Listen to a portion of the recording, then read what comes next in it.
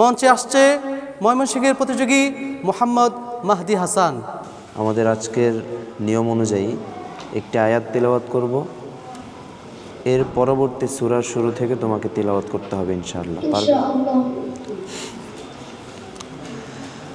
আউযু বিল্লাহি মিনাশ শাইতানির রাজীম। বিসমিল্লাহির রহমানির রহিম। ولا تجعلوا مع الله إلها آخر.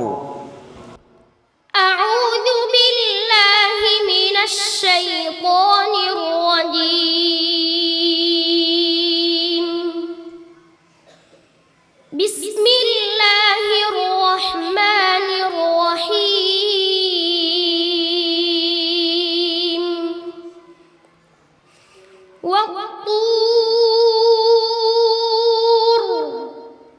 وكتاب مسطور في رق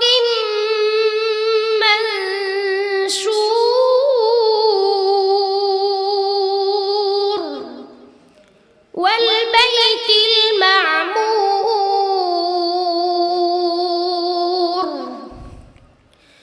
والسقف المرفوع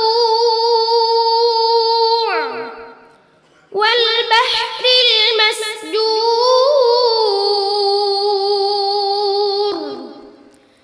إن عذاب ربك لواقع ما له من دافع يوم تمور السماء مورا وتسير الجبال سيرا فويل يومئذ للمكذبين الذين هم في خوض يلعبون يوم يدعون إلى نار جهنم دعا هذه النار التي كنتم بها تكذبون أفسحر هذا أم أنتم لا تبصرون اصلوها فاصبروا أو لا تصبروا سواء عليكم إنما تجزون ما كنتم تعملون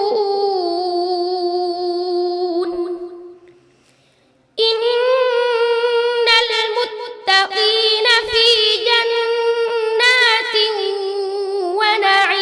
ونعيم فاكهين بما آتاهم ربهم ووقاهم ربهم عذاب الجحيم كلوا واشربوا هنيئا بما كنتم تعملون متكئين على سرر مصفوفة وزوجناهم بحور عين حسبك. صدق الله مولانا العظيم. মাশাআল্লাহ, অসাধারণ তেলাওয়াত। প্রিয় দর্শক, সারাদিন রোজা রেখে যখন এই তেলাওয়াত শুনি মনে হয় এই তেলাওয়াত আর না থামুক, চলতে থাকুক, আরও শুনি আরও শুনি। প্রিয় সুধী, কোরআনুল কারীমের তেলাওয়াত আমাদের হৃদয়কে জুড়িয়ে দেয়। কুরআনুল কারীমের তেলাওয়াত আমাদের সারাদিনের ক্লান্তকে দূর করে দেয়। প্রিয় সুধী, আমরা সম্মানিত বিচারক মণ্ডলীর কাছ থেকে জেনে নিচ্ছি মাহদি হাসানের তেলাওয়াত কেমন হয়েছে। যাচ্ছি আন্তর্জাতিক কারি হাফেজ মাওলানা রাকিব হাসান জাকারিয়া হাফিজাহুল্লাহ আপনার কাছে। বিসমিল্লাহি মাশাআল্লাহ। মাহদি হাসান অত্যন্ত চমৎকার তিলাওয়াত করেছে। তোমার বয়স কত? 11। মাশাআল্লাহ, খুবই অল্প বয়স। তুমি হিফজ পড়েছো কত দিনে? 1 বছরে। মাশাআল্লাহ, মারহাবা।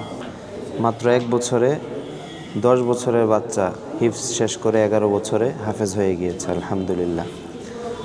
এ বয়সে আমরা দেখতে পাই আমাদের বাচ্চারা মায়ের কোলে থাকে, বাবার সাথে হাত ধরে ধরে এদিক সেদিক যায়, খেলাধুলা করে। বাট আমাদের এই ছোট ছোট বাচ্চাগুলো আমাদের ঘুমন্ত হৃদয়কে জাগ্রত করার চেষ্টা করছে, কিন্তু আমাদের ঘুমন্ত হৃদয় জাগ্রত হচ্ছে না। আমরা এখনও পর্যন্ত ভাবি যে কোরআন অনেক কঠিন, এজন্য আমরা আমাদের বাচ্চাদেরকে ইংলিশ মিডিয়ামে পড়াই। বিভিন্ন রকমের উদ্যোগ আমরা নেই বাচ্চাদের জন্য। আল্লাহ রব্বুল আলামিনের কোরআন যে কত সহজ, আল্লাহ তাআলা বলেছেন আমি কোরআনকে সহজ করে নাজিল করেছি। তার জ্বলন্ত প্রমাণ উদাহরণ আমাদের সামনে আছে। আমি দোয়া করছি তোমার মাধ্যমে যেন আমাদের উপলব্ধি তৈরি হয়, আমরা যেন আমাদের সন্তানগুলোকে তোমার মতো কোরআনের হাফেজ হিসেবে তৈরি করার ইচ্ছা করতে পারি। আল্লাহ রব্বুল আলামিন আমাদেরকে সেই তৌফিক দান করুন। তোমার মতো সন্তান আল্লাহ রব্বুল আলামিন বাংলার প্রতিটি ঘরে দান করুন, সেই দোয়া করছি।